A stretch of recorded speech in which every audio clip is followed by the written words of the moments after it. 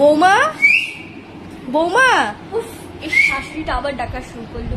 কি হয়েছে মা? বৌমা একটু চা হবে? আমি বসছি বাইরে, হ্যাঁ তুমি চাটা নিয়ে আসো। দুধ ছেড়ি, শাশুড়িটা খালি চা চা চা নিয়ে সকাল সকাল। হ্যাঁ, সেটা ব্যথা হয়ে যাচ্ছে। কখন বলেছি বৌমাকে চাটা আনতে, এখনো পর্যন্ত চা আনার কোনো নাম নেই। দেখে আসি কি করছে রান্নাঘরে।